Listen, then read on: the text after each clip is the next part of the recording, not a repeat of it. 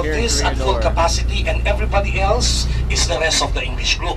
You could be French, American, Italian, British, Canadian, Ukrainian, or from Panama. We don't care. As long as you are not Japanese, you are part of the rest of the English group. The tour starts, whether we have 30, 20, 10, or just 5 Japanese, they have a separate bus, a Japanese guide, and a Japanese version of the tour. There are always two sides to the same history. But after the war, the winners get to write the history. But I guess no Japanese, no tour. Your boat is made in Japan, our engine is Sino, and my microphone is Sony. So domo arigatou gozaimasu. Now Japan did not teach the young people what they did during the war. I admire the Japanese who come here because they want to know what really happened. Now every 2 years I have a group of students from Tokyo. They speak English and prefer my tour. Sensei would say, Armando, they are asking questions and taking down notes. Answer directly. A lady approached me. Is it true that we threw babies up in the air and caught them with a bayonet? I said that's true. You buy that DVD tape at the Ayala Museum, The Forgotten Atrocities Caught in Slow Motion. And for purposes of clarity, I had it printed for the group. If you think you'll find it disturbing, especially children, you may want to close your eyes now. This happened in Manila. And ladies would cut their hair short, go bald, make themselves dirty and ugly on purpose so they don't get abducted or raped. Every soldier has a cause, but when you start shooting at unarmed civilians, women and children, it's a different story already. Now starting the tour, in front of the bus here is a map of Corregidor. If you came by helicopter looking down, the island is shaped like a tadpole, like a baby frog. Unless you are a doctor, you may have a different imagination. We are now here at the lowest and narrowest part, bottom side area, 50 feet from sea level. This is the neck of the island facing Manila Bay and Mount Mariveles 3 miles across. Now behind that mountain is Olongapo and Zambales. Mount Mariveles is part of the mainland Bataan Peninsula. We're now here at the north or the Army Dock. Now for today's travel, we are not yet leaving Manila Bay. There are 5 islands at the mouth of the bay. Corregidor is the largest, and the tail is curving east towards Manila, 48 kilometers away. Manila to the north is Bulacan, Pampanga, and Bataan. Manila to the south, Batangas and Cavite. After Corregidor and the smaller islands, you will end up in the West Philippine Sea. We are not yet leaving Manila Bay. Now if you end up in the West Philippine Sea, after 40 kilometers, turn right, you will end up in Subic Bay. And we're not going to Subic Bay, otherwise the captain got lost. And this captain never gets lost. He is the 5th best captain in the Philippines. The first 4 are already dead. Now, Bataan reminds you of the Death March, so I'd like to be clear on this. Ladies and gentlemen, while the Death March was ongoing in Bataan, Corregidor was still fighting. Bataan surrendered April 9, 1942. Now, the siege and passion of Corregidor lasted 27 days after the fall of Bataan. Corregidor surrendered May 6, 1942. The Death March was already 10 days over. Those who fought, defended, and surrendered here were not part of the Bataan Death March. Now, you should be aware that in Bataan then, the Filipinos, the Americans, and the Japanese had a common enemy. At the time, Bataan was the best place to get malaria. They always said that in Bataan, the mosquitoes had air superiority. One time, the Japanese attack towards Bataan had to stop because 70,000 Japanese soldiers were down with malaria. General Homa requested for more troops, and given to him, 150,000 Japanese heading for Australia were sent back to Bataan. That proved to be crucial during the Battle of the Coral Sea. And Australia's population then was only 7 million. And I salute the Australians. They sent 1 million to combat. Oh, by the way, when you hear this bell ring, that means time to board. We have to move on and see other places. Same seating arrangement. Teng teng teng means Japanese A-rate arriving. We have to evacuate the area. Now, lunch for this group is at 12 noon today. That means we get to see the head of the island first. After lunch, tail side. Lunch at 12 noon will be at the hotel. Uphill to the right side is the Corregidor Inn. Before the war, it was the Provost Marshal's office on top of Skipper's Hill. Head of the military police or MP. And right now, this Corregidor Inn is the Philippines' only 31-star hotel. They have 31 rooms, each room has 1 star. Now in front to the right side is the other side of the neck, the south or the Navy Dock, facing the open sea and the province of Cavite. This is a preferred camping site. Students would be here for 1 or 2 weeks with their tents, then they go hiking and trekking. Swimming is always at the south and never on the north. The sharks at the South Beach are vegetarians. Okay, so being the largest of the 5 islands at the mouth of the bay, Corregidor is from the Spanish word corregir, to correct. During the Spanish period, all ships going in and out of Manila Bay were made to pass by Isla del Corregidor, island of the corrector, to have their papers checked, to have their documents in proper order, and to have their cargoes inspected. Now, during the American period, what we refer to as the 44 years of Hollywood, the time America changed our diet. They gave us McDonald's, ice cream, Coca-Cola, hot dog, pizzas, donuts, and French fries. Filipinos are now dying of diabetes and high cholesterol levels and loving it. But we enjoy the entertainment. Thank you for HBO, CNN, National Geographic, and NBA. During the American period, Corregidor was one of the best fortresses of the Americans outside of their country, and the island was renamed Fort Mills. The budget for Fort Mills, $150 million by 1903. Imagine America bought us from Spain, 20 million, then America spent here 150 million. So first-class military paradise. Before the war, Fort Mills, Corregidor, had 9 civilian communities. May 9 na barangay dito nung araw. They had horseback riding activities, a 9-hole golf course. They had 2 movie houses, 9 electric trains or tranvías. They had a lighthouse, an airstrip, a commissary or duty-free shop, baseball fields, bowling alleys, an Olympic-sized saltwater swimming pool, tennis courts, several banks. For a small island, the Americans had taxi services here. 2 of the world's longest barracks were here. At the till section before was the Voice of Freedom. Now we call it the Voice of America, the largest radio network in the US today. Simply speaking, a soldier assigned here at the time was considered to be of very good living. So currently now the entire island is a national shrine. There are no permanent residents here. Walang botante sa Corregidor. Population 162 transient civilians, only employees and their families. Security, management, operation, maintenance, waiters, drivers like Rudy. If your contract expires, you are to leave the island with your family. So if driver Rudy gets fired, he will leave Corregidor with his 3 families, and half the population will disappear. And we have monkeys in front to the left side, the long-tailed Philippine macaque. Sa Tagalog, luksod dugo, nagpaparamdam sa kamag-anak yan. Long-tailed Philippine macaque, oh, with a baby. Right side is an elephant. No. You want the monkey to come closer, just bring out a banana or a Visa card. Yes, they're smart. They know Visa cards can buy more bananas. I know, whenever I see a monkey, I really miss my girlfriend. She likes bananas. One kind. Now we also have wildlife. We have deer, geckos, monitor lizards, hawks, giant sea turtles, scorpions, and snakes. Right now there are more monkeys than people. About 3,000 are already a problem. Pinipitasyon tanim namin kamatis at talong. Monkeys ravage the trash bins and steal eggs from the chicken's nest. And sometimes after the tour, we have monkeys in our quarters stealing food out of the kitchen area. But some monkeys became highly intelligent and they developed. Sometimes the monkeys are known to board the bus, grab a microphone, and pretend to be a tour guide. Okay, now we just started the tour. Allow me to change the routine to make it best for your group. Your first stop should be Middleside Barracks for picture taking. We do not stop on Topside Barracks. However, Topside Barracks is much more impressive. So we'll do Topside Barracks instead. We will drive slow and not stop at Middleside Barracks if that's fine with the group. Thank you very much. And also, I don't want 8 bus loads in one place at the same time. Too crowded for you.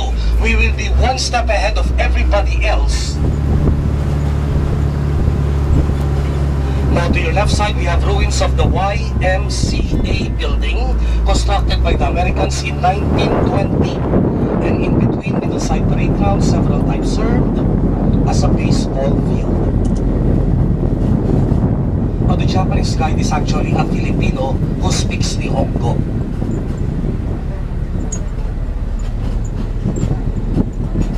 Everybody please smile. Nice smile.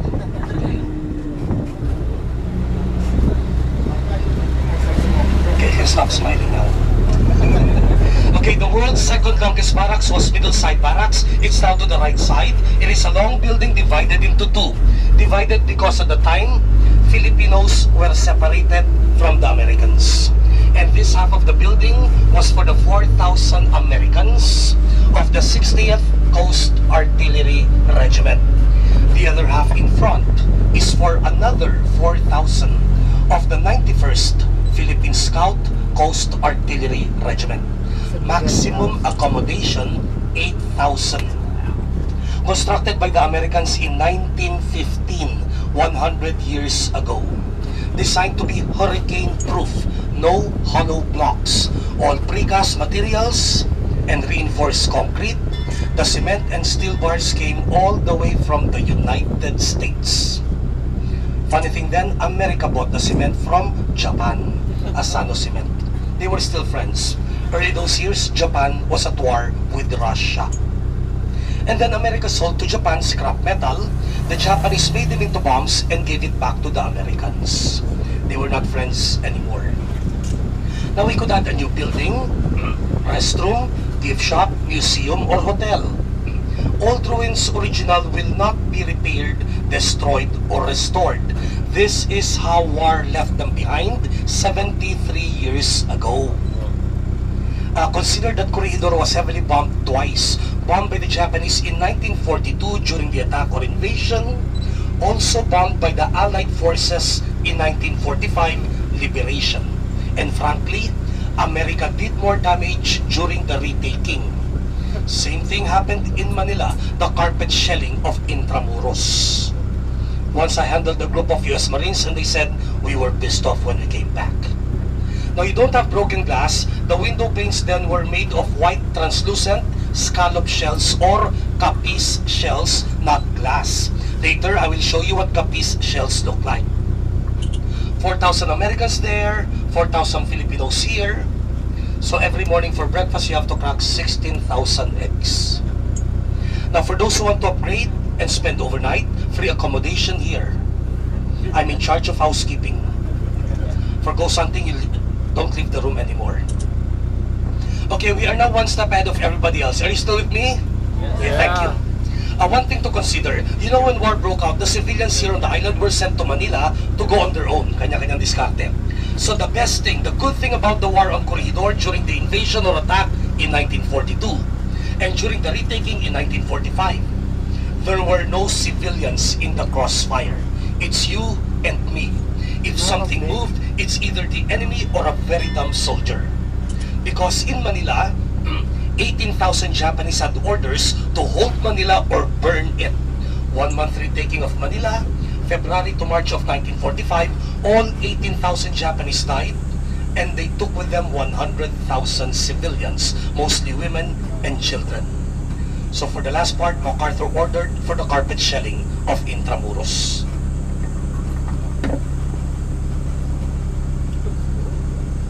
Okay, let's now see the big guns or cannons, the main attractions. In the early 1900s, there were no airplanes or missiles yet.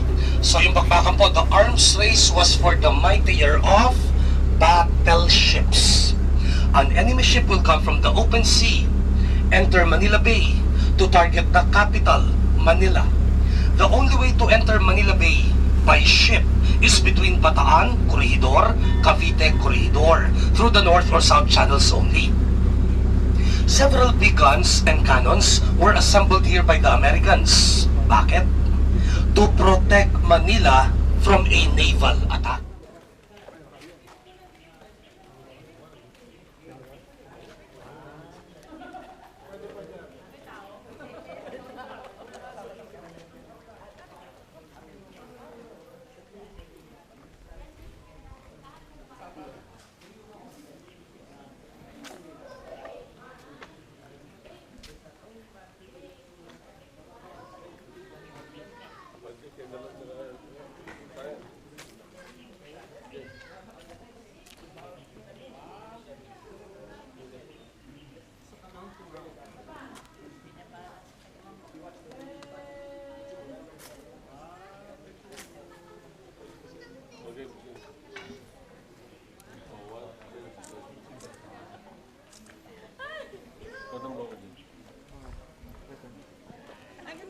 hawak ko. Walang hawak. Para tayo papaputok. Huwag lang sasakay. Bawal sumakay. No climbing. You can pass. Doon tayo sa ano doon, no? Wait.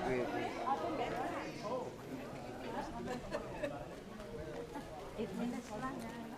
Permission. For a minute. Nagkano yung ako? 1, 2. Medyo. Okay, tayo nagdama. Medyo ano?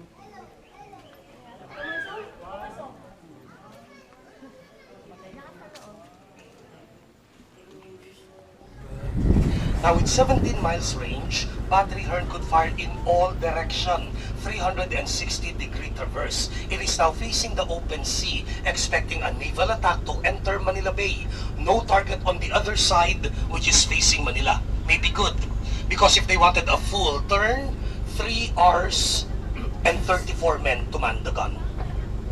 Now behind it, the firing pin or bridge block has been reinstalled. It is a clear indication of repair. Repaired by the Japanese after the surrender with the help of 200 American prisoners of war. We do not have evidence the Japanese were able to fire or use it. The Americans knew it was repaired. They targeted the gun as well. So the crater was in 1945 retaking. A 500-pound American bomb made an almost direct hit. Boom! Crater. Fragments ricochet. Look at the damages by the barrel. Veterans told me before that certain bombs were mixed with a chemical, thermite or white phosphorus. Hot, white, molten shrapnels were melting their way deeper into the steel barrel. Military doctors say that stuff, it burns underwater and goes right through the bone. You got struck by white phosphorus, they inject you with morphine and amputate. And in front now is the other opening to the ammunition room. Now guys, this is that banzai propaganda picture here. We're having 7 minutes for Battery Hearn.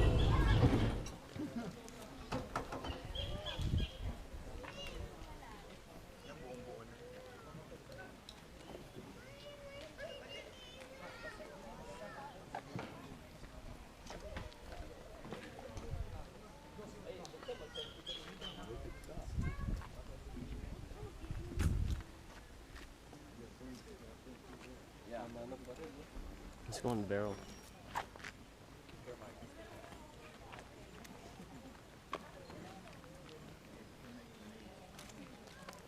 Alright, bus number 2, all aboard please.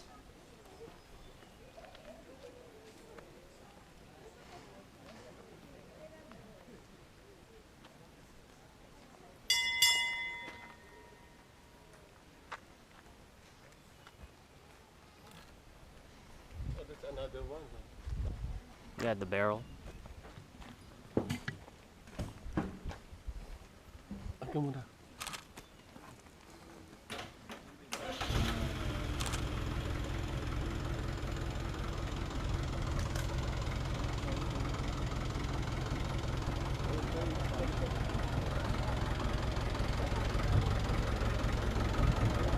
Tip of the iceberg, more buildings behind that going slightly uphill.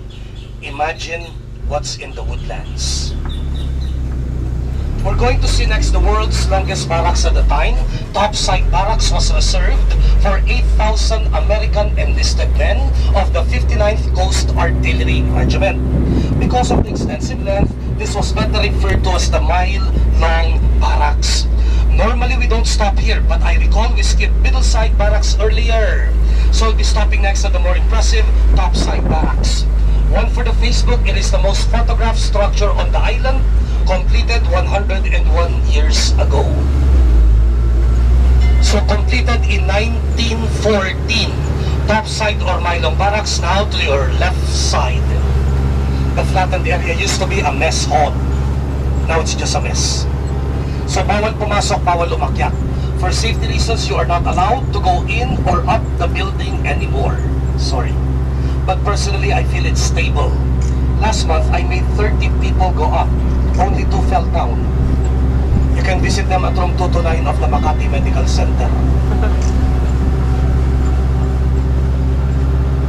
Now, the insignia or emblem of the 59th Regiment that stayed here is still attached to the building, and that is the orange marker in front, second floor.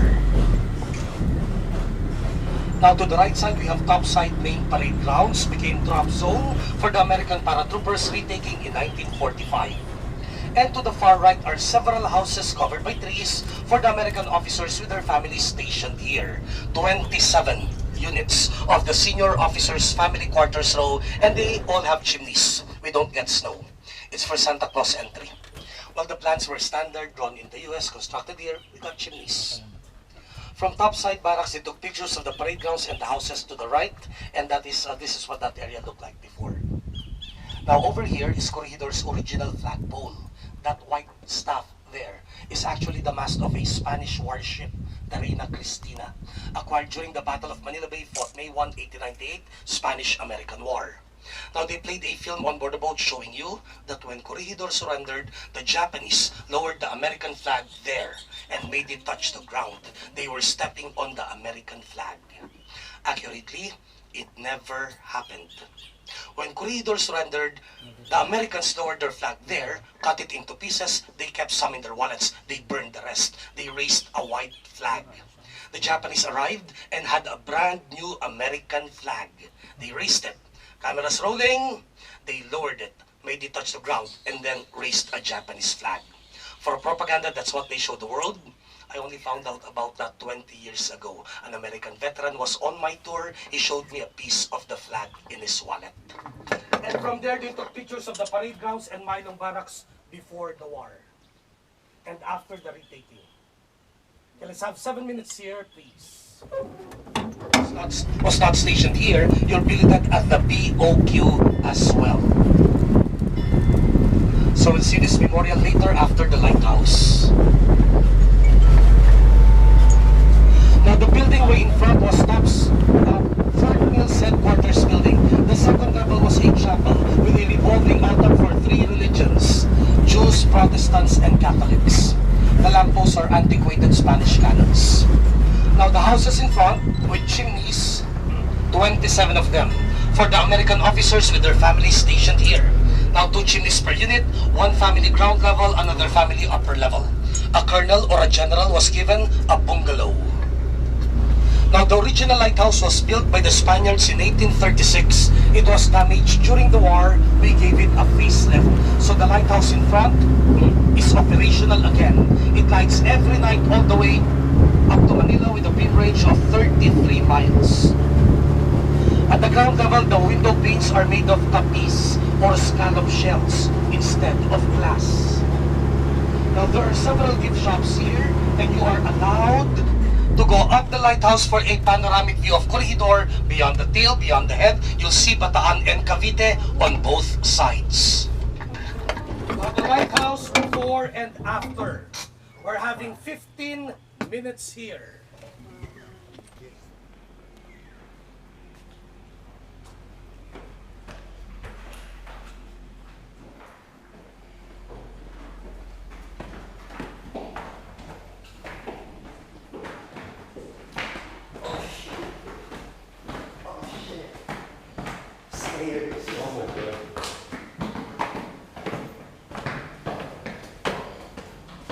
This ain't no Lourdes Grotto, though.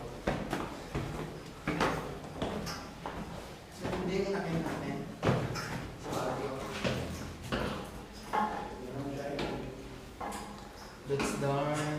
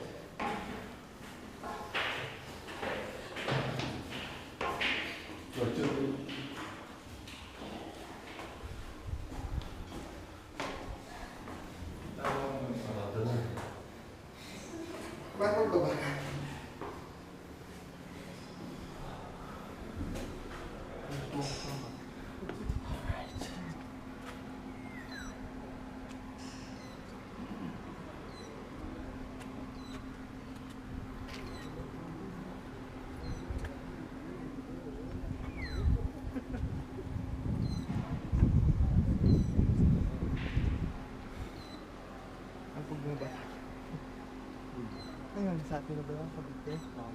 Ito, Bataan. Opo. Ay, walang indicator mode sa map. No.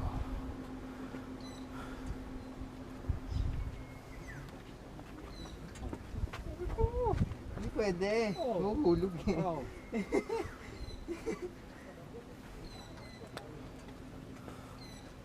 May storage. Siguro water storage. Opo. Silo.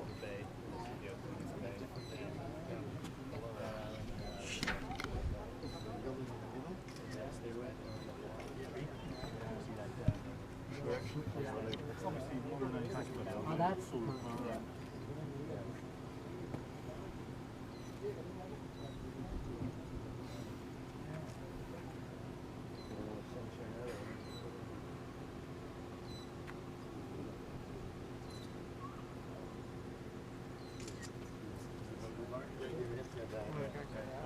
This one? Okay.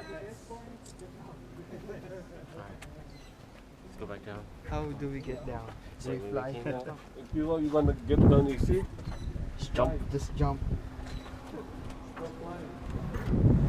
Toilets in the museum, pictures of toilets, and actual toilets. Okay, I'm changing the routine of the tour again. We are supposed to park in front. You ruin the place. You board. We move on. Instead, we'll drop you at the back. The bus will park here in front. You will walk forth instead of back and forth. The bus will be here, left side later. Now, I suggest you study the museum well because after the tour, you have a pop quiz. If you don't get it right, I get to pop you. That's the museum left side. You can take pictures in there. And one gift shop as well. Now, since we are dropping you at the back of the memorial, when you see the altar here underneath the dome, you will be looking immediately at the back of the altar. Go to the other side. There are words written in front of the altar. Now, it's an altar, so do not sit, stand, or lay on top of it. No planking, unless you are a human sacrifice. Well, it only accepts virgins, so driver Rudy is overqualified already. Now in front, the metal piece of artwork in red is the eternal flame of freedom. From here, you can see in front a good view of the tail, which we will visit after lunch. Now it's very hazy today, I'm sorry, but on a clear day, you can see Ross Boulevard, Manila from here straight ahead, 26 miles ahead on a clear day.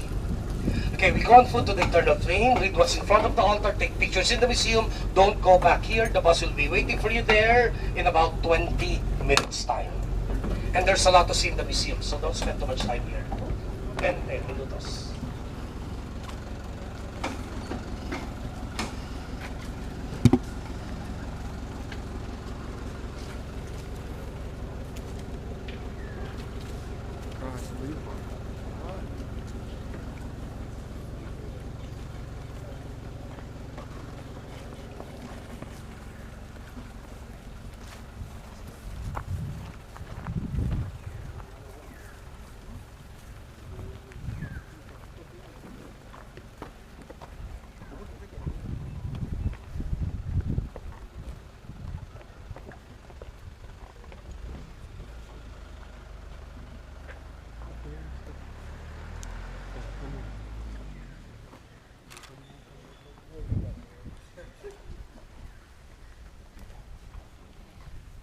Parang presko dito.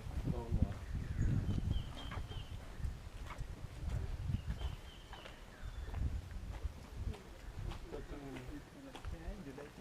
Palengke.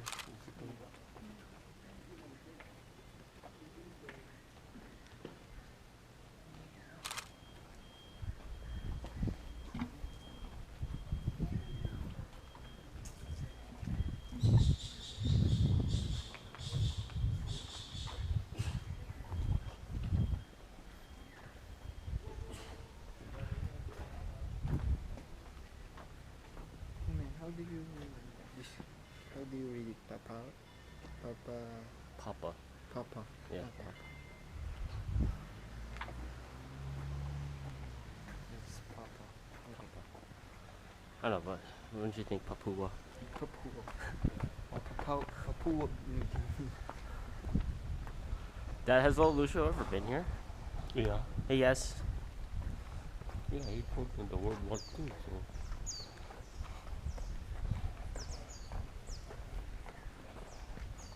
I want to see that Malinta tunnel. The what? The tunnel, they call it Malinta.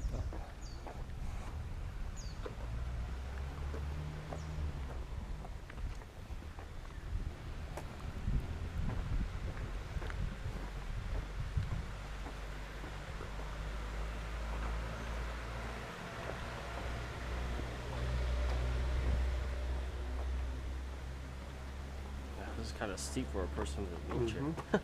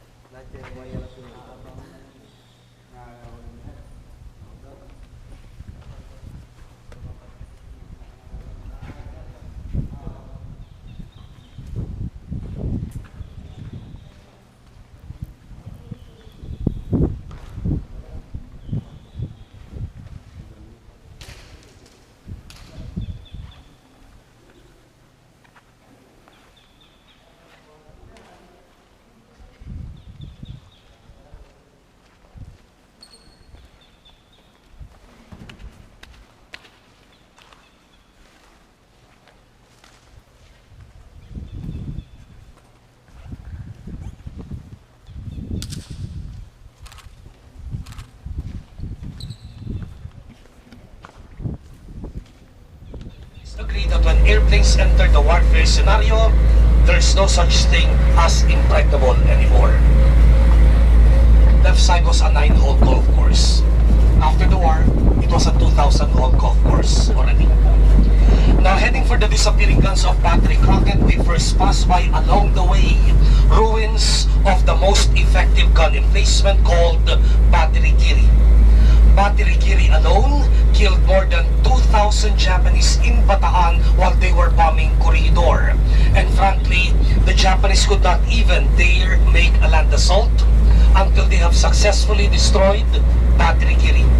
It's just like Battery Way, except that Battery Giri had 8 guns instead of 4.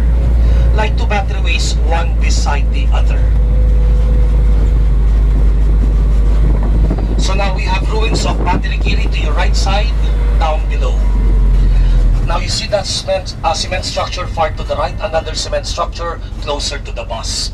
Between the 2 cement buildings is a white crater. There should be another building where the crater is now, the center gunpowder magazine room. It's like this: shell room, 4 guns, gunpowder room, 4 guns, shell room. Now by May 2 of 1942, the Japanese flew a spy plane and found the location of Battery Giri. From the mainland, Cavite, that section was combed out. They recall bombs were dropping closer and closer and closer by the minute.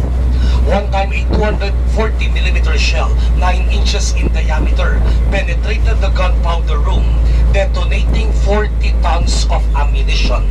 Corregidor was shook to its very foundation, and this was the greatest single blow to the island's defenses. 27 Americans died with the direct hit, and a thick black cloud covered the island for the entire day. At bottom side, patients inside Malinta Tunnel's underground hospital were thrown off their beds. 13-ton mortars were just like matchsticks. 1 gun landed as far as the lighthouse. Now to the left side, that gun went through 3 feet of reinforced concrete. Another gun at the side of the roadway in front there was thrown uphill and rolled back down to where it is now. And for the record, we still have a live shell. Personally, I have seen it several times. The live ammunition is inside the gun, behind us at the corner to the right. That gun was about to fire. With the direct hit, it was thrown with the shell still inside it. So we know that at the height of the bombardment, Battery Giri was also fighting back. And now we think that gun is waiting for a Japanese tour group to pass by, it will fire again. Now you see the building in front, you should have one like that here. Nothing is left of the building and nothing is left of the floors, just big chunks of debris everywhere. That is what 40 tons of gunpowder explosion can do. Imagine what it did to the men.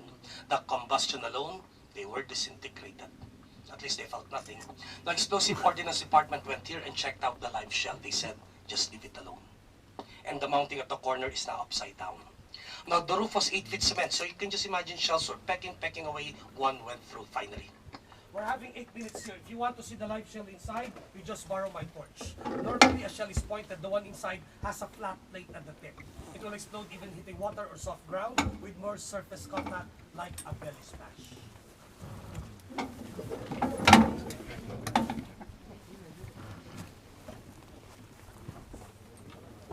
Speed, man.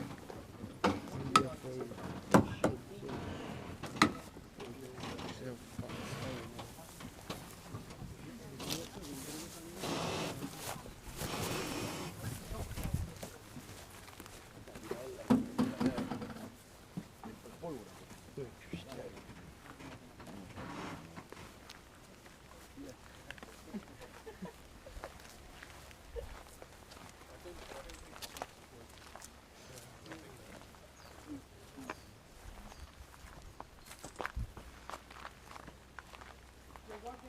fast.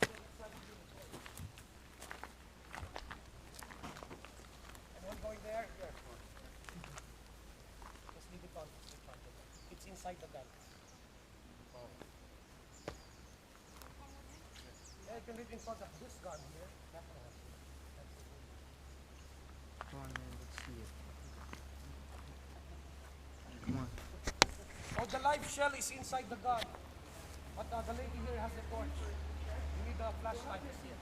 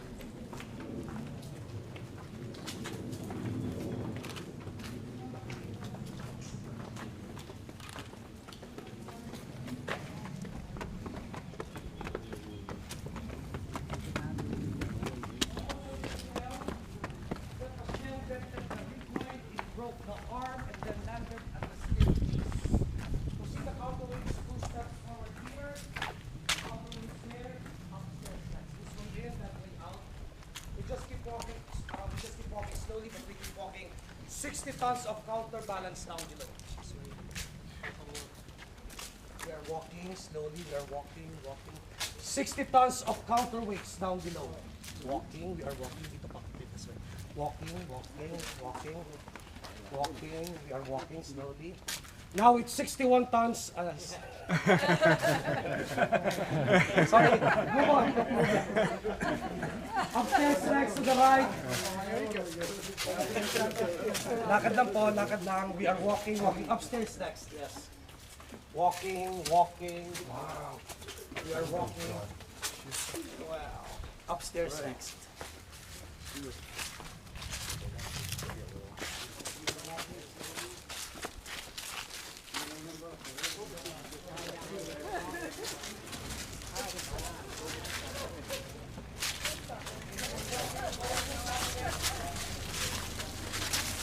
Crunchy. Is that counterweight? I know. What do you say 60 tons equivalent of a modern tank? You know, if you get one piece of that, you're gonna be a millionaire already.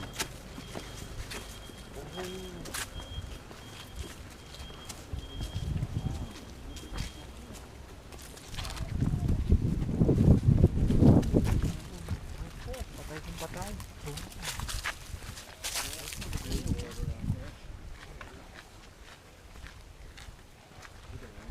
Solo veo me da pereza, weón, ni siquiera armarlo. Ponte una bala. Going down the other side. Solo me da pereza. Si tú me asusto, no pereza, porque me tiene que agarrar el cañón. Imagina 3 años para que el concreto realmente coja la... sea duro. Sí, con ese para aguantar esa vaina.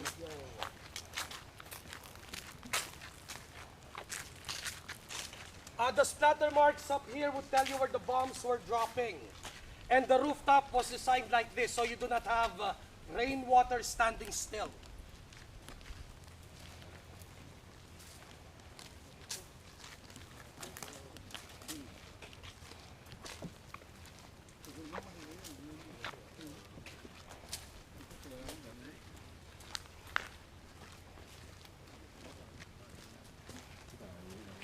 Esa de la foto. Puta, pilla dónde cayó la bomba esa de allá, weón. Allá, la que hay hueco, ese hueco.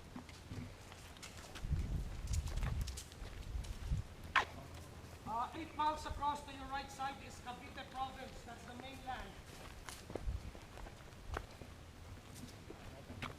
And just in front you can see the tail and Caballo Island forming a circle. The caldera, the mouth of the volcano, is partially under the water.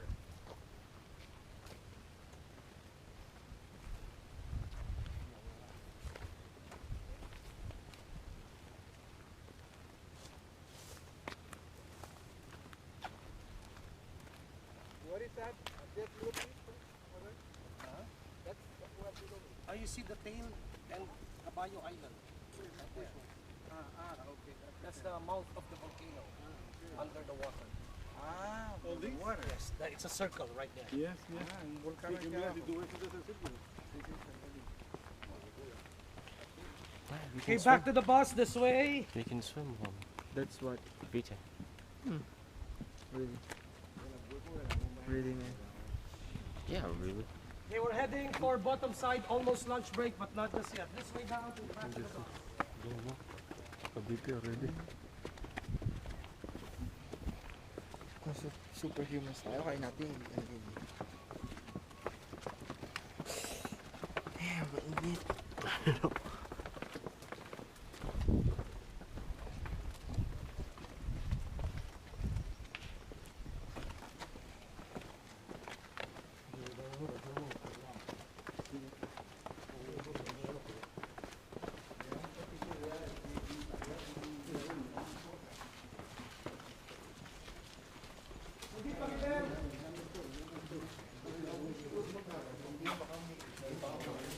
Tang, tang, tang, tang.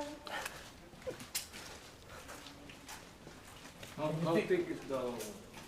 That's 3 feet.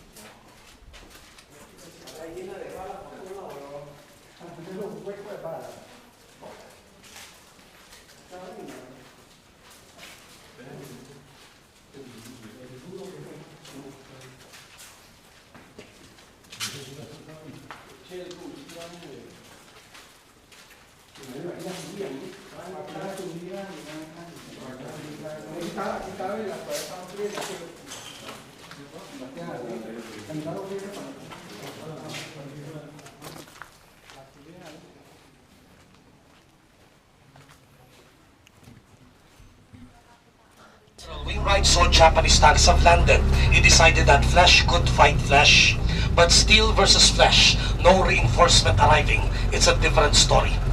Wainwright called for that ceasefire order, 12 noon, May 6. He went to Bataan to negotiate the surrender terms of Corregidor and the nearby islands of Manila Bay.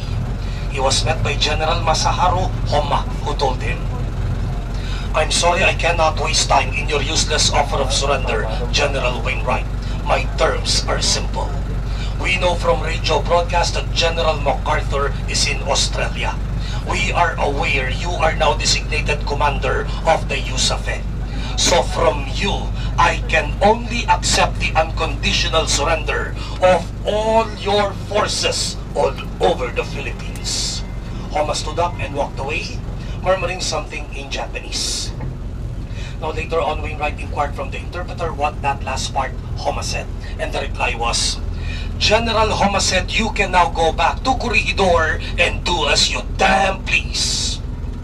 So returning to the island, Wainwright found out that during the truce period, Japanese tanks advanced and were now ready to massacre everyone inside Malinta Tunnel. So to spare the lives of the injured and of the medical staff, General Jonathan Wainwright surrendered the entire Philippines unconditionally, midnight of May 6, 1942. So the fall of Corregidor was the surrender of the Philippines. To further humiliate the Americans, in Bataan they made General Edward King surrender to Colonel Nakayama. General Wainwright surrendered to Colonel Kempachi Sato, lower ranking. And regretfully for Wainwright, before the surrender, he had to shoot his horse. He really loved his horse. He did not want to turn it over to the Japanese. Now MacArthur in Australia heard news of the surrender. He wired this message to Manila. It read, and I quote, "Corregidor needs no further comments from me. It has sounded its own stories at the mouths of its guns. It has scrawled its own epitaph on enemy tablets. But through the bloody haze of its last reverberating shot, I shall always seem to see a vision of grim, gaunt, and ghastly men, still unafraid." End of quote. Took me 2 months to memorize that. General Wainwright from here was transferred to Formosa, now called Taiwan, and then to Japan. At the last part of the war, General Jonathan Wainwright was rescued in Manchuria by the Russians. Russia then was America's military ally by necessity. The next time MacArthur and Wainwright would be reunited after Corregidor would be September 2, 1945 on board the U.S. battleship Missouri in Tokyo Bay to witness Japan's formal surrender. The next day from Tokyo Bay, Wainwright was flown back to the Philippines to witness the surrender of General Tomoyuki Yamashita in Baguio City. Yamashita was the Tiger of Malaya who captured Singapore in less than 2 weeks' time. See the black boat? The name is Whitey. Okay, so there are 5 islands at the mouth of the bay. Corregidor is the largest, called Fort Mills. Now let me point out and explain to you 3 other developed islands between Corregidor and Cavite to the south. They also had roads, tranvías, churches, buildings, tunnels, caves, barracks, and bigger gun emplacements. So from the rooftop of Battery Crockett, you saw Caballo Island, Spanish word for horse.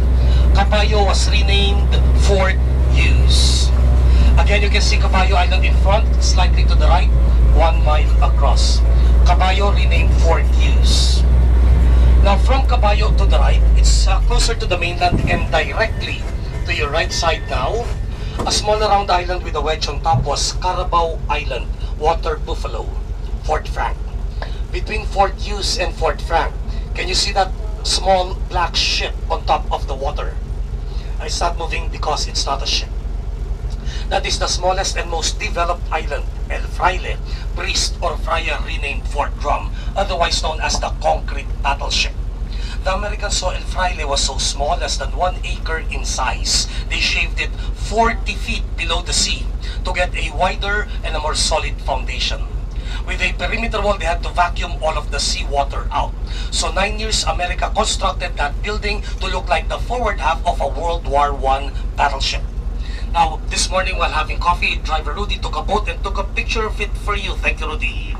Fort Drum is 350 feet long, 150 feet wide, 30 feet thick of reinforced concrete all around it. An elevator goes down 4 levels, 2 levels below the sea. The guns on top are 14-inch guns, bigger than the guns we saw today. And Fort Drum was taking at least 100 direct hits per day at the height of the siege of Corregidor. For the retaking, the Americans poured in 3,000 gallons of diesel inside it. Fort Drum was burning for 3 days and 3 nights in and out. When they finally opened it, 64 Japanese were burned to death. Casualties included, by accident, 1 American, a prisoner of war manning the generator then. Spend 2 days here or more, you can rent a boat and visit the other islands also. Now before the boat arrived, who looked outside and saw 3 caves at the side of the island, one beside the other? Thank you sir. That's part of the Japanese version of the tour. You take a boat and go around Corregidor, you can count almost 80 Japanese caves at the shoreline. 80. That's where they were hiding the suicide boat. It's 17 foot long of a banca made out of wood. with 250 kilos of bombs up front. 745 Japanese Navy suicide commandos were stationed here then. A suicide airplane is kamikaze, divine wind or godly wind. The suicide boat was Shinyo-tai, airplanes without wings. Japanese word Shinyo means shake the ocean. The Shinyo-tai were successful to sink at least 2 American support ships in Bataan during the retaking in 1945. So we're now back at bottom side area. Now when Corregidor was about to surrender, America of course cannot afford the Supreme Commander, General MacArthur, to be captured by the enemy. After 3 repeated orders from President Franklin Roosevelt, MacArthur was either to leave Corregidor or leave the army, now about to be fired for his constant disobedience. Finally, Douglas MacArthur left Corregidor March 11, 1942 from the north side called Lord Shaddock on board Patrol Torpedo Boat 41 from here to Mindanao, from Mindanao to Darwin, Australia. In Australia, MacArthur said the words, "I came through and I shall return." So it was said in Australia, not here. Now trivia for the group, Lord Shaddock is facing Manila Bay, but the other side of the neck is facing the open sea already. Strategically, it is wiser to leave from the south side. Why would MacArthur be so stubborn living here from the north? Think about it for a while. To your right side, the building in white is the Corregidor Foundation Administration Office. There's a picture hanging by the wall there telling you this was then Nuestra Senora del Carmen School. This was the very first public school building the Americans had in the country. It was on Corregidor Island. Now MacArthur could only leave from the north side for a very simple reason. Nothing to do with strategy. The south side facing the open sea is the Navy dock, and MacArthur is an Army general. The Navy and the Army would never agree on anything. Part of the blunders of the military then, they do not even share information. March 11, the patrol boats were at the south. MacArthur went to the north. Radioed the PT boats to circle the island's tail, pick him up here, circle the head, then out to Mindanao. Professional rivalry. And MacArthur came back after 3 years in Leyte, upset with the Navy. MacArthur wanted to walk on dry land, and the Navy made him walk on water. That's when MacArthur found out he cannot walk on water. 3 more interesting facts about the general. MacArthur really had to retake the Philippines because he had investments here in sugar, tobacco, and stocks at Coca-Cola. Retaking of the Philippines 1945, Douglas MacArthur also had specific orders not to bomb the San Miguel Brewery. And if you want to know about the Philippine mistress of MacArthur, you Google Isabel Cooper. Isabel Cooper was a young Philippine actress also known as Dimples. Media exposed the affair of MacArthur with Isabel Cooper. MacArthur gave her money, sent to the US, and she had a hair salon in Los Angeles. Isabel Cooper has a son with Douglas, not James Cooper. Okay, let's give it 5 minutes, then we board it out.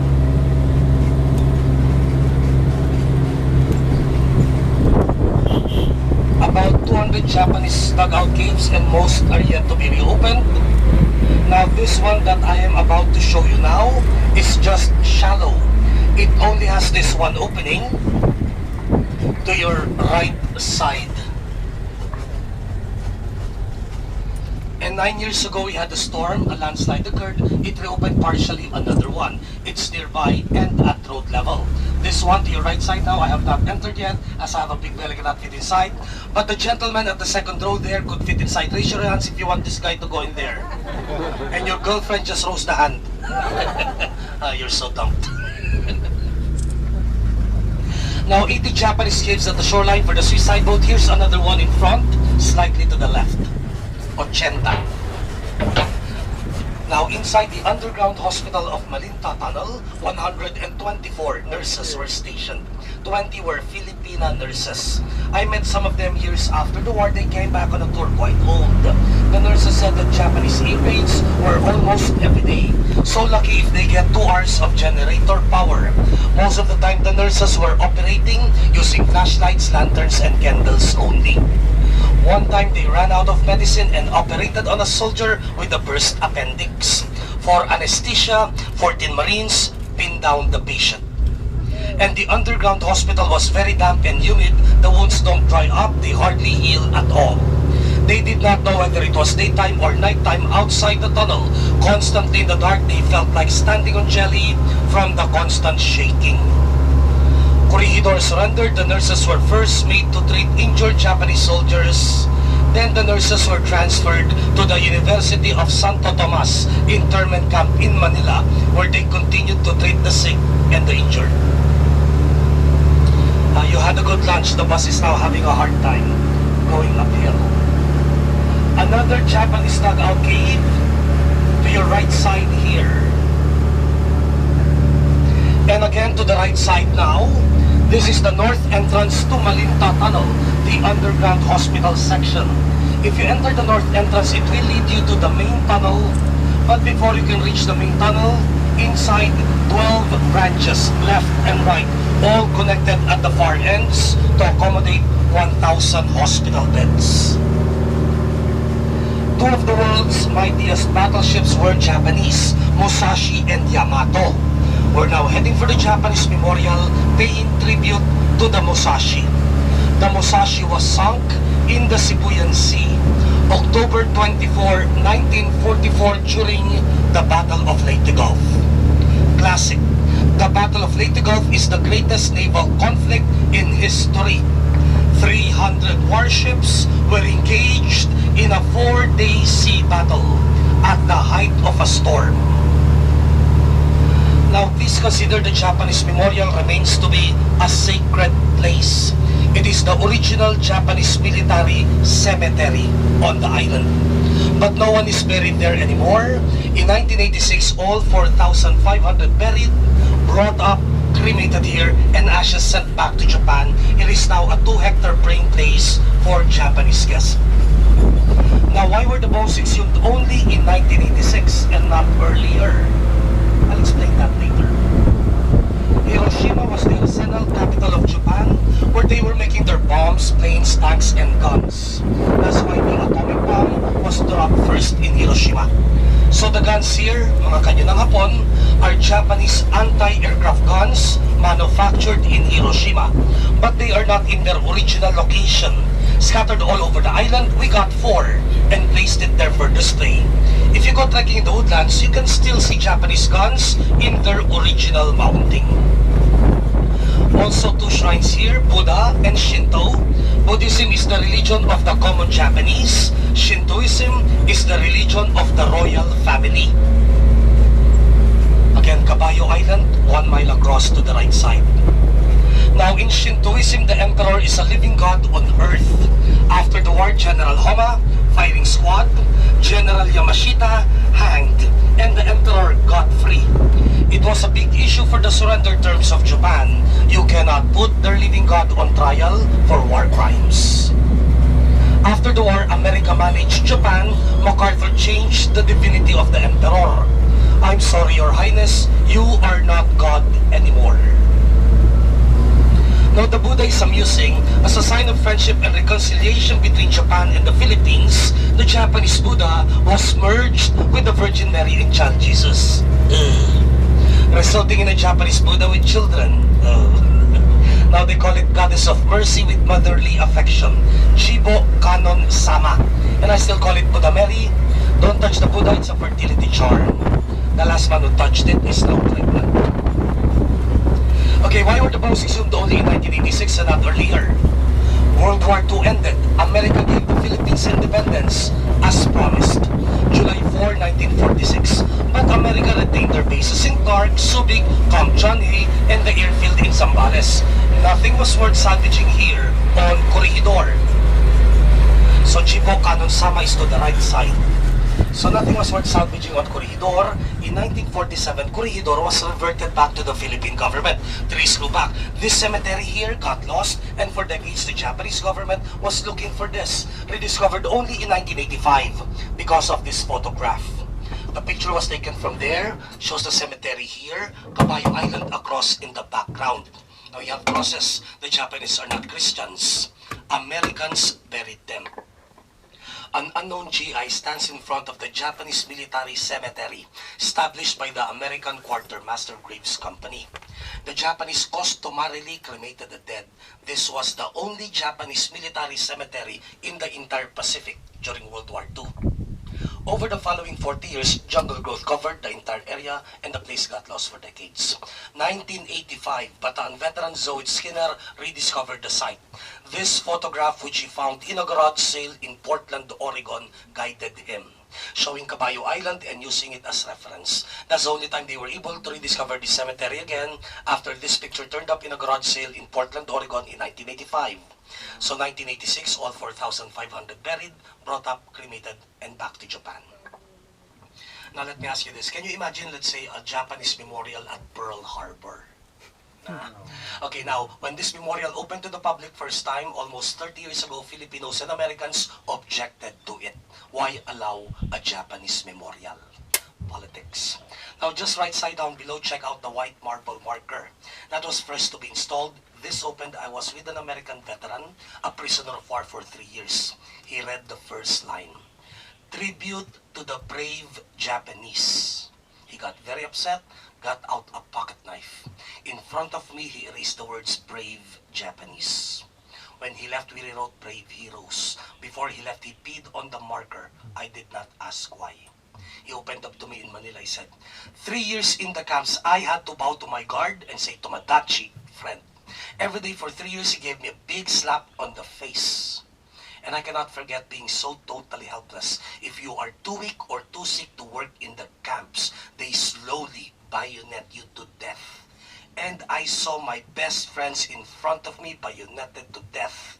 I could not do anything. I could not agree with the man, but I could not stop him either. He was very upset. And he had a knife. Okay, toilets there. Toilets there. Don't be on the marker. Let's give it about 14 minutes. Hi, Dozo.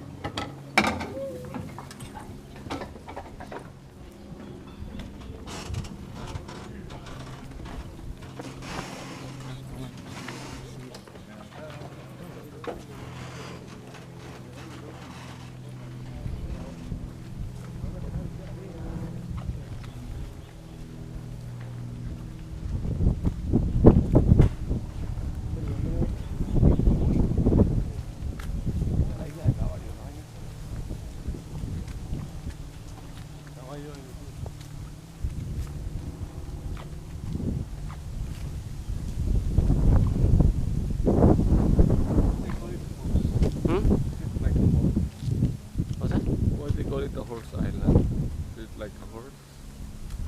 Maybe.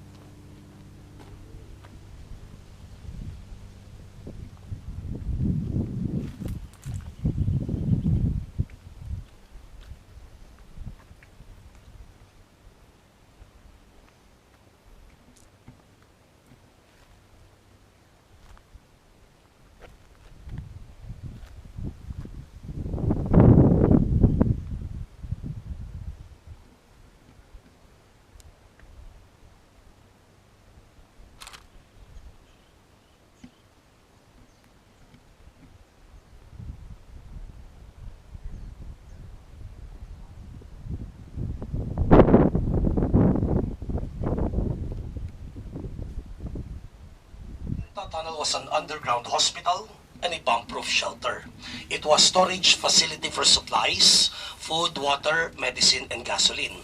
During the war, Malinta Tunnel served as headquarters for President Quezon and General MacArthur. Rumors has it the bombing started, Douglas MacArthur never left the tunnel. Some gave him a nickname, Dugout Dog. So 10 years to construct from 1922 up to 1932. The main tunnel is 836 feet long. Inside the main tunnel, 24 laterals branching left and right, 24. One on the left and one on the right will have an additional of 12 branching sublaterals each. Again, there are no dead ends. All the laterals and sublaterals are connected at the far ends. It is a feat of engineering. Conveniently, you can fit 8,000 men inside the tunnel. End to end in a straight line, 2 miles long. When you enter it, on top of you, 300 feet of rock. And all throughout 1942, Malinta Tunnel withstood, sustained, and accepted all Japanese siege and bombardment, remaining intact.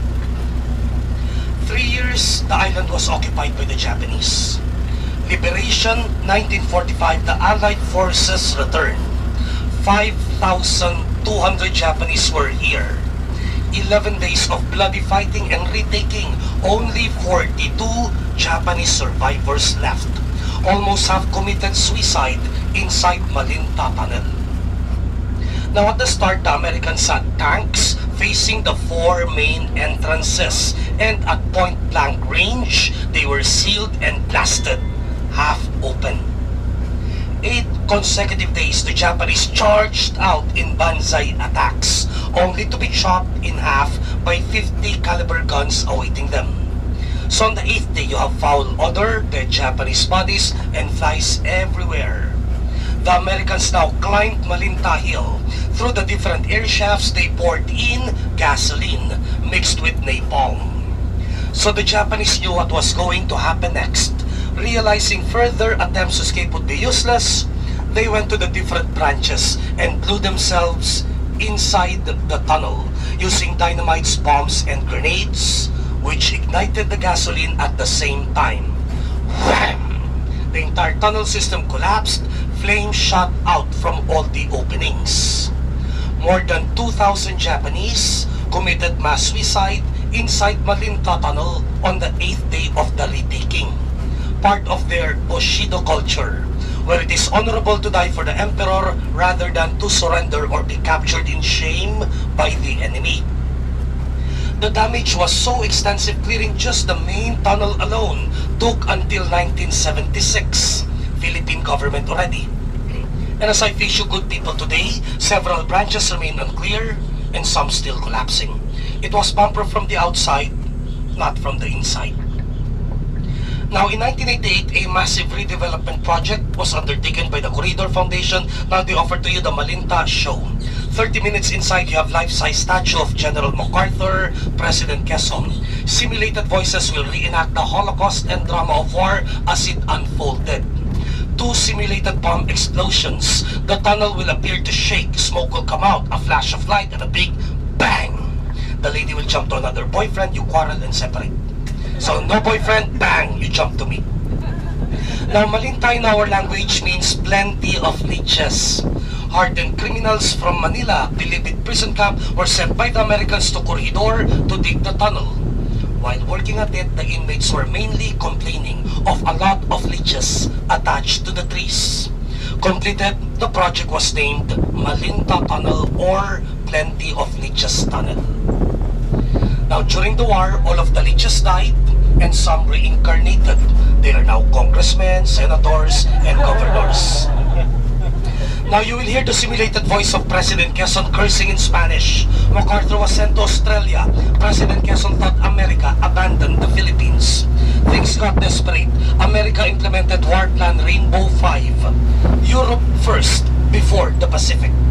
So with tuberculosis, President Quezon was quoted as saying, "Punyeta, typically Americans. How can you grieve and anguish at the fate of a distant cousin in Europe while a daughter is being raped right here in the back room?"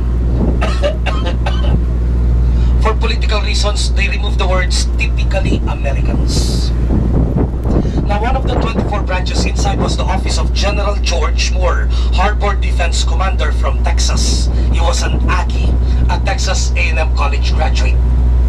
At the time, it was also a rule for General Moore, if you're not from Texas, you are not allowed to enter his office unless you outrank him. His office inside became the site of the Texas Aggie Muster in 1942. At the height of the bombings, there were a lot of men outside who wanted to go inside the tunnel. They were not allowed to. But frankly, there were more men inside who wanted to go out. They were not permitted to. 8,000 men inside the tunnel for 5 months, most of the time without lights, electricity, poor ventilation, and poor living condition. Here's a picture taken inside the underground hospital then. If you want to know more about the nurses of Batan and Corregidor, they have a very good book written about it, written by the nurses themselves. We Band of Angels. And there were no male nurses at the time. He was referred to as a corpsman, not a nurse. Now during the show you can take pictures but no flash. The bus will not enter the tunnel. You have to secure your things in a way they will not roll out of the bus, round objects like bottled water, or you can leave your stuff here in front. Now I'll be frank with the group, when the show starts, the first 10 minutes will be very crowded. That means you'll have a hard time watching what's going on. That is the part where President Quezon arrives with his family. It is a small opening. So the first 10 minutes will be crowded. As it progresses, it becomes a bit more spacious. Now, in case you don't want to watch the show, that's fine. You just remain on board the bus. When the show's over, the gates will open. You can go in and take pictures after the show if you're not watching. We are now here at the East Entrance. You can see on top the year of completion is there, 1932. So the East Entrance has been redeveloped for the show in 1988. Pictures of the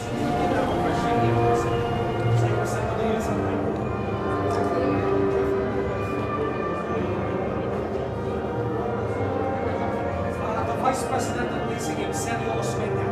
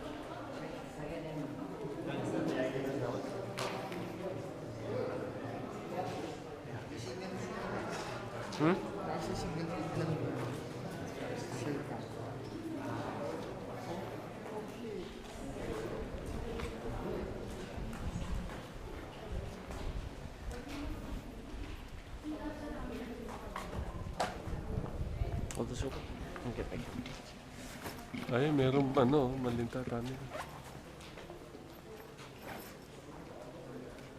Uy, kuno mo ko dyan. Aray, kuno mo ko.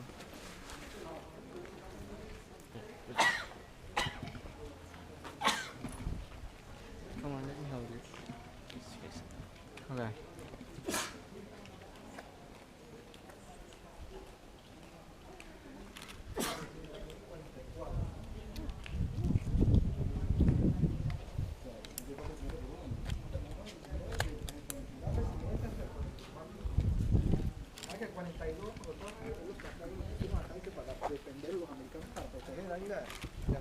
Now what?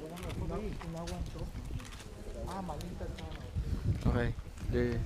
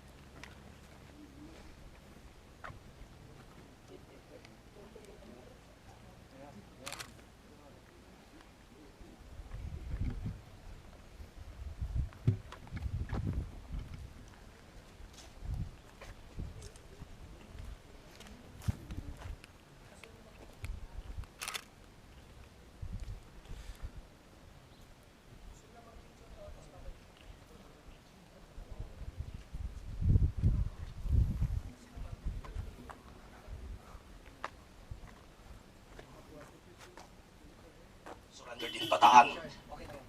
Now, when war broke out, General MacArthur realized the Philippine Army was not yet ready. He ordered War Plan Orange 3 to take effect. There will be a tactical withdrawal. All military forces in Luzon would pull out and go to Corregidor and Bataan to secure Manila Bay and deny the Japanese use of Manila and its harbor. So they were supposed to delay the Japanese for 6 months until reinforcement from the US Navy would arrive. Of course, Pearl Harbor was struck first, so the reinforcement would arrive much later, after 3 years. Clark Air Base, Subic Naval Base, and Camp John Hay were abandoned. Manila was declared an open city. That surprised General Homa because they realized that the Americans would defend Manila up to the last man. They marched in without any resistance.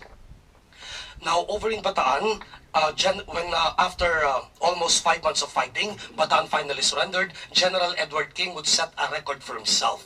He surrendered the largest force to the Japanese at the time, 78,000 Filipino and American defenders. And so the march would commence from here all the way to Tarlac. That's 105 kilometers away, 65 miles away. Now, of the 78,000 who participated in the march, some 18,000 died along the way. Consider these factors. Several days before Bataan surrendered, the defenders were on 1/4 ration. That is a slice of bread and a glass of water for 1 day. This was the food provision several days before they surrendered. They were lacking sleep, nourishment, tired, exhausted, sick from malaria, dysentery, tropical and skin diseases.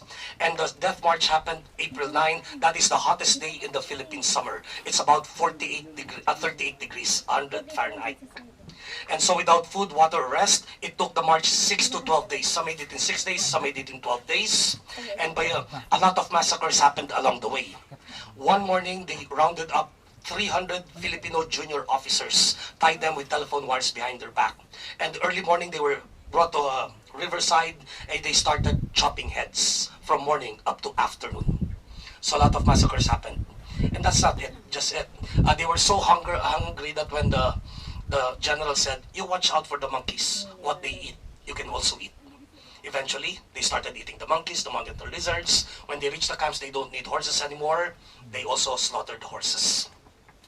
Now, the agony did not stop there. When they would reach the camps, they would be dying at a rate of 500 per day. So much that at the time of the deliberation, 25,000 already died in the camps. They were so starving when they caught a rat, it was a good soup for 20 men. So those who were here are luckier than those who did the death march. Imagine walking for 12 days with that particular condition. And if you would impede the march, let's say you're having cramps or anything, they just stick you with a bayonet so you don't impede the march. Everyone goes on. Okay, now ladies and gentlemen, at this point in time, we now bring to a close your Corregidor Tour for today. So on behalf of 103 million Filipinos, maraming salamat po. Muchas gracias, ladies and gentlemen, for making your tour today a part of Corregidor's very current history. And more so for making it with San Cruces. I hope that you all enjoyed the tour, and not for you to say at the end, I shall return. And of course, we do not forget to thank the hardworking driver, Rudy. Rudy, stand up and face down. Thank you very much. Sit down. Now, this used to be Barrio San Jose, Hunt Street, intersecting Bailey Street. In the museum, most businesses are owned by Indians and Chinese. An original floor here used to be Amon Grocery Store, Awing Tailoring Shop. For the Indians, Bazaar, Barbershop, and Commissary. Before the war, Barrio San Jose had a population of 582. Now, at the end of it all, if you feel like services have been rendered to your satisfaction, anything just perhaps or maybe you'd like to leave behind for your driver Rudy here will be highly appreciated. And before you leave the bus, double check your seats. Make sure that you do not leave anything behind. Comments and suggestion forms will be distributed on your cruise back to Manila. You are allowed to write only very good comments about the tour guide and the driver. Your tour guide is Armando and our driver is Rudy. Thank you for giving me the chance to do what I like doing best, guiding for Corregidor. So live and let live, as we say in our language, mabuhay. That is now the end of the tour. Have a pleasant cruise back to Manila. You have all been a very wonderful audience. For my part, thank you and goodbye. And thank you, Rudy.